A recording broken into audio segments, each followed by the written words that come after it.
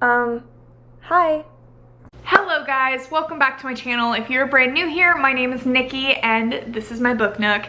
Today we are talking about 99% Mine by Sally Thorne.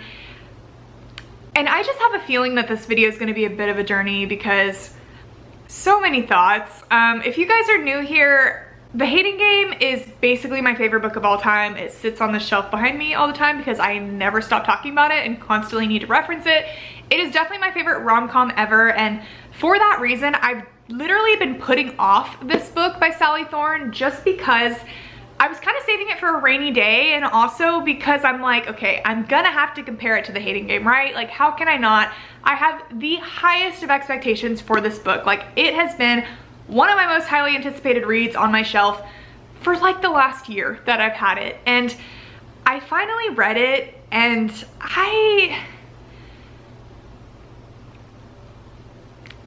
feel like I'm still processing. To be quite honest, I finished this book probably 2 weeks ago, and I've just been dreading, absolutely dreading making this video because I don't like to come on here and be negative, and I especially don't like to come on here and be negative about authors who I adore and whose other work I adore. I know not every book can be a winner, but I just genuinely am wondering if I'm crazy after reading this book, because the entire thing just felt like a fever dream. I'm going to attempt to explain the plot of this book the best that I can, and then we'll just get a little bit deeper. I don't know.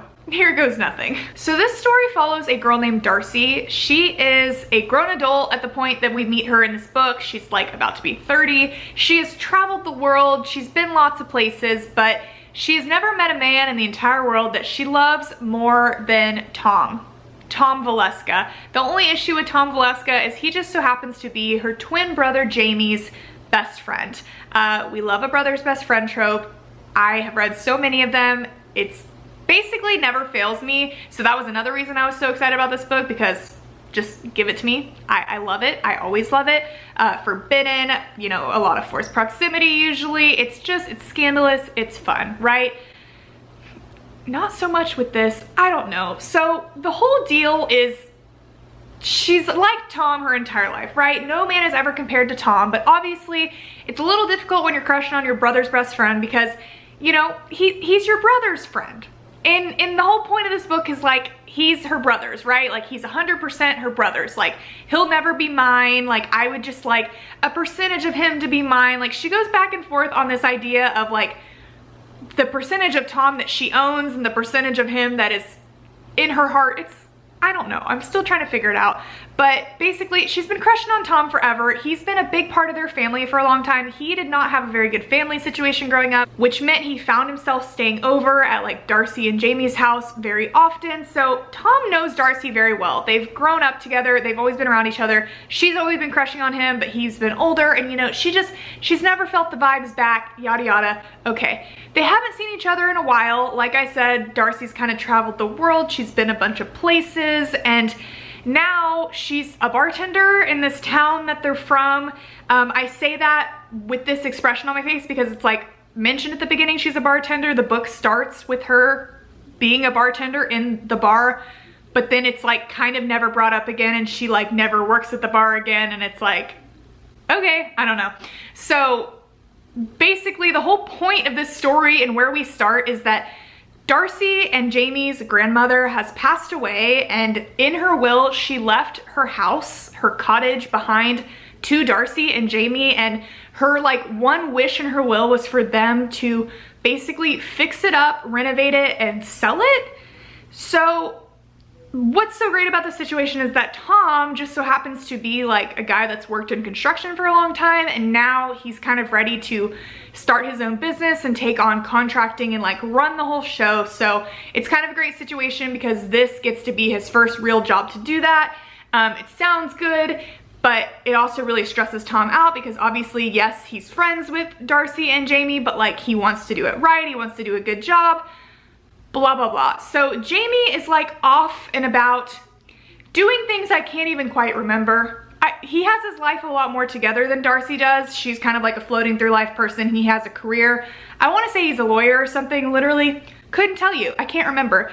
But Darcy is currently like living at this cottage because she's always kind of been between houses. She's never had like a place to stay, but now she's back in this town and she's working at this bar, allegedly, and she's staying at this cottage. So pretty much you got a forced proximity situation, right? Because Tom shows up and he's ready to fix this cottage, and that's essentially what the whole book is about, is her being there. And also she's like helping him fix the cottage for reasons I don't understand. He has a whole crew of like construction people, but she's like, no, I'm working and I'm helping you and I'm getting my hands dirty and I'm gonna help you fix the cottage. I don't know what the point of this book was. I'm not even like, it felt like there was absolutely zero plot. It might have just sounded like I explained like a semblance of a plot, but it's like there's so much lead up to them fixing the house, and I feel like the book shows them fixing the house for like 2 whole days, and then it's like the story just kind of ends and it's like, okay, flash forward, like the house is fixed, cool. Like, I just don't know. There were so many like random plot lines and threads to this story that just like didn't ever like come to fruition. Like things that were mentioned that I thought were gonna like be expanded on that just didn't, and they were left in the dust. And I was looking back on them and I was like, what was even the point of that being in the story? Like, there were so many side characters. It was just a lot. In general though, I had a lot of issues with this book, but I don't want to keep repeating myself, but it's like, it felt like a fever dream to read this. I felt like I was high or something, because nothing about the dialogue in this story made any sense to me. Like, they would be having conversations, and one thing about Sally Thorne that a lot of people complain about, it didn't really bother me in The Hating Game, like it seemed to have bothered a lot of people, but she has a tendency to not always like label her dialogue of like who's saying what. Like, sometimes authors do that if there's a conversation and it's obvious like he said this, and then for a couple lines, you know, you won't say who's talking because you can kind of, as the reader, see it going back and forth. But she kind of like at times will let it go too long where it's not labeled like who's saying what, and it gets real confusing. And it gets especially confusing when these conversations match like no flow of any conversation I've ever had in my life. Like, it's just, it was just so all over the place. I felt like I never knew what they were talking about, what was being said. From the first conversation of her showing up to the house, like from leaving the bar, she shows up to the house and Tom is just there, and then the introduction of like what's happening and what he's there for and what he's doing. Like, I felt like I just got thrown into it. They walked into the house and I'm just like, what is happening? And for the idea that it's like, again, a sort of forbidden romance, brother's best friend, all this time she's pined after him, it was very like insta-lovey. Like, I felt like the idea is that she's hidden this love for him and that she's kept it to herself and she's always lusted after him. But she was making very blatant like advances from him, for him, towards him. What is English? Advances towards him. From like the first conversation, and not to mention like in this story, like Tom is engaged. Is supposed to be engaged. Tom is like in a relationship when this story starts, when they are initially speaking to one another, and she's very blatantly like flirting with him, like not even in a cute way, like just straight up, like it's very obvious she's into him. And then I don't know, things transpire with that. It just to me was very insta-lovey, and the dialogue again made no sense. There were some moments where it got a little tense. There were some cute lines here and there, but quite literally the first intense moment where I was finally like, okay, this is kind of cute, I may be feeling something, she quite literally says to Tom, get in me. And like, maybe in the right circumstance, if I had had the right buildup, like I might have laughed, or I might have been like, oh, cute, but it didn't work. And then everything from there, I just felt like spiraled, and I didn't understand. And Jamie and Darcy's relationship made absolutely no sense to me. They like hated each other, but they also like loved each other and were really close. Like, they had this weird tension between them for absolutely, I don't want to say it's for no reason, but like it just was never really explained. Like, they just were butting heads, and Jamie was constantly giving Darcy shit for being who she is. Like, I really wanted to connect with this story because in a lot of ways I felt like Darcy was a character that I could relate to, because, you know, she seems to be a person that kind of like again, flows through life. Like, she wants to, not that I necessarily float through life, but she's really big into traveling. Like, she wants to see the world. She wants to, you know, like, that's her main thing in life, is she wants to see like as much of the world as she can. And she's never really been in many like relationships because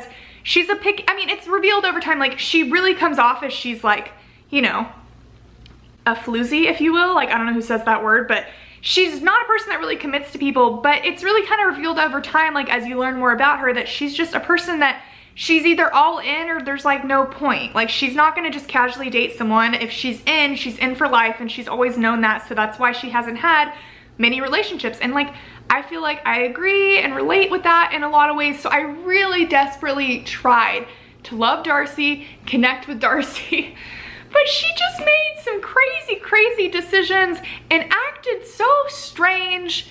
And this weird like ownership she felt and wanted for Tom, and the battle between her and Jamie to own him was just so odd to me. And on top of that, it's like, Darcy had this like heart condition that, again, I don't feel like it added anything to the story other than being like another plot line that I just felt made no sense. And in the end, I was just like, huh, like, I don't know. I just got to the end and I was absolutely skimming the last like chat. Like, it was just very rough for me. Very rough for me. And like, I hate this. I hate being so negative, especially about Sally Thorne, because again, I don't understand. Sally, if you're watching this, I love you with my whole heart and soul. Like, you literally gave me my favorite like rom-com ever. I've read it multiple times over and it's everything to me.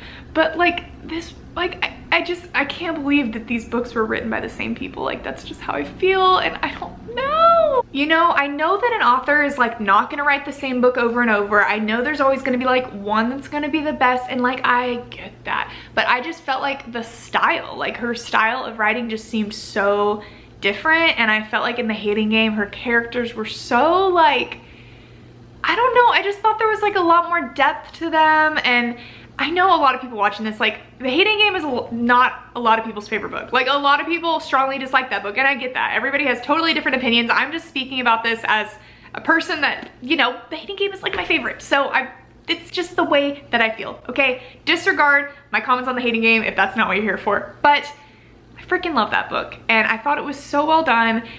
You know, the ending of it's a little rushed. It's not the most perfect book ever to exist. I know that. But just the warm and fuzzies that it gave me, and like all the different little scenes within it, like there were just so many moments in that book. And again, the characters, like the development of the characters, I don't think there was any development of these characters at all. like truly, I don't know that there was. And it just felt like, it's a traditionally published book, but you could have easily told me that this book had no editing to it. Not because it had like typos or anything, but like I said, just so many plot lines. Like, for example, her grandmother was really into like psychic stuff and like tarot cards and things like that. Like, she was kind of like a hippie. And while Darcy is like helping remodel this house, she finds a tarot card in the wall, and it's like, oh my god, like my grandmother must have left this behind for me. And it was such a detail where it's like, oh, okay, like this is gonna be something, right? Like, cute.